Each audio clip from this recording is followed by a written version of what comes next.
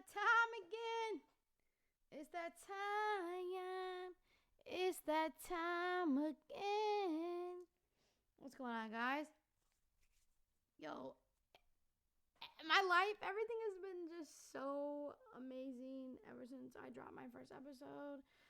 And on my second one. And I'm just like, yo, this is really happening. You know what I mean? Like, I finally got out of my own way and I'm making it happen. I'm literally making it happen. And I'm not thinking about it's going to be big, it's going to be huge. I'm literally just like, bro, be you, do you. This is an outlet for you to talk, to laugh, hell, probably cry. You know what I mean? Express myself. That is the biggest thing. The biggest reason I'm doing this is to express myself, you know? And hey, we gonna unpack a lot of stuff. We are going to talk about a lot of different things. I do though want to talk about who I am, what I'm doing, why I started this, you know, just kind of like an introduction of why I'm doing all of this. And most of you know me. Most of you know what I struggled with, what I've come from. I was a drug addict. I abused pills. I abused anything really during those years of my addiction. Yes, alcohol and weed was included. I just did it all. It didn't matter what it was. Pills is what took me to my breaking point several times. I went to rehab 3 times. Third time was a charm. And yeah, so I wanted to do something about it. That last time was enough for me because I started getting into some oxys. And, well, they were Percocets, quotation. But either way, they probably weren't real. They probably were pressed. And I'm blessed to be alive, you know? I started getting the oxys, man, and I was snorting them. And it was bad.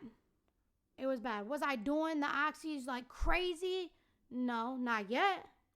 But before that, it was Xanax, it was hydrocodone, just really Xanax. Xanax was my kryptonite. Xanax was what I was addicted to, what I couldn't stay off of, what I abused. Like, I mean, literally gave myself anxiety because of Xanax, because Xanax took away anything. I didn't feel nothing.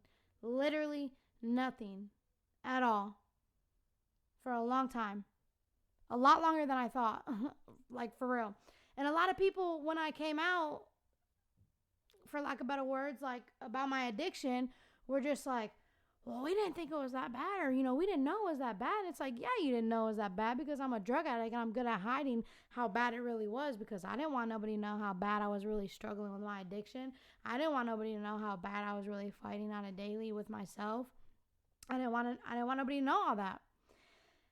You know, because I didn't want people to be on my ass to be telling me anything about it. I didn't want to hear about it. I hung around people who were getting fucked up and selling this shit, and we're getting fucked up because ain't nobody questioning me. We're doing the same shit. And when I got into the oxys, woo, that was a different ball game. It went from like being numb, not really, you know, having a care in the world, not, you know, feeling shit, to, oh, I'm really numb. I mean, a bitch is not even here. You know what I mean? Like, not even here. And I remember some of the last couple times I did it, you know, my little brother came over to hang out with me, and this, to this day, like, it still, you know, it hurts me. I mean, I apologize to him, you know what I mean? He, you know, he's like, it's okay, you know, whatever. But I was just ashamed, you know? So he comes over, we're chilling, and I'm fucking snorting oxy. I think I did it before he actually got there, and I was drinking on top of it. Or I went to the bathroom and did it. I don't know. Either way, I was snorting the shit and getting high while he's there, and I thought I was overdosing because I was just so tired. And in my head, I'm like, if I go to sleep, what if I don't wake up? What if I do not wake up? So I'm tripping. I'm like, dude. And it's not that I couldn't really breathe. I could breathe. I just felt so tired that it was just, something wasn't right. I wasn't going to sleep, but I couldn't hold myself up. I was literally like, just, my body was, that was it. It was going to sleep whether I wanted to or not. So I call a friend. I'm like, dude, I feel like I'm about to overdose. I don't know what to do. I'm freaking out. My little brother's here, whatever. And she's like, get in the shower, take a cold shower. And I know sometimes that isn't always good. Well, in this case, it woke my ass up. So I told my little brother, I'm like, hey, I feel like I'm about to overdose. And that's really what fucked me up. That shit was just, just whatever. So I get in the shower, I take a cold shower, and it like wakes me up, right? Like, I'm like, okay, woo, I don't feel like I am going to pass out. I don't feel like I'm going to fall asleep and can't control it. Wake up the next day. What do? I snort another 30 milligram oxy. And at that point, I was like, yeah, nah, like this is not it. You already know what's next. You come from a strong background of addiction, very strong background of addiction, alcoholism, mental health, you name it, all of it. And I said, you already know what's next. If you don't quit the pills, the oxys, it's dope. Like, you're gonna go to heroin. It is what it is. You know what I mean? My brother struggled with the heroin addiction. He's sober. You rock. I love you. And I knew that was next. Whether it was 2 months, 3 months, 1 day, 7, it was next. And so it was around May. I followed this guy on Instagram, and he had a rehab or whatever. And I remember just messaging him. I still have the message till this day. And I remember messaging him and being like, I want to get sober, but I don't know how. I don't know how to live sober. I've tried to go to, I've been to rehab 2 other times. I need help. But I don't know what to do. And he wrote me back, and within 3 days, I was on a plane on my way to Florida. And you bet your ass, those 3 days, I was getting high as hell. I was fucked up when I arrived, okay? Because I had stored some shit, took some shit on the plane. And when I got there, dude, I was unrecognizable. I still have the picture. I'll never get rid of it. Because I don't ever want to forget how bad I got. I don't ever want to forget that. And I did 20 days or something, 25 days in their residential detox. And then from there, I went to their PHP, which is partial hospitalization program. And I did that for another, 60 days. I think I was there for a total of like 84 days. And I mean, I struggled. I tried to leave when I was in the beginning part of it.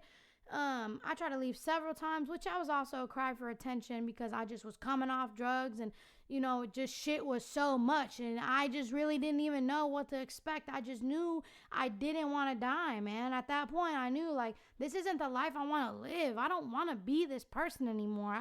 I don't. And I made it, though, man. I did it. I did the damn thing.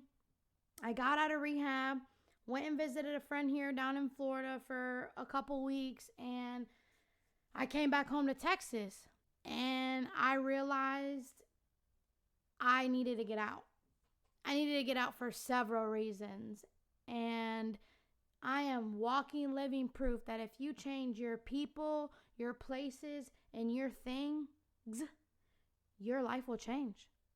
I was only there for 3 months, and then I was on my way. U-Haul, car packed up, and me and my friend at that time were on my way. We were on our way down here, and it was the best decision I have ever made in my entire life.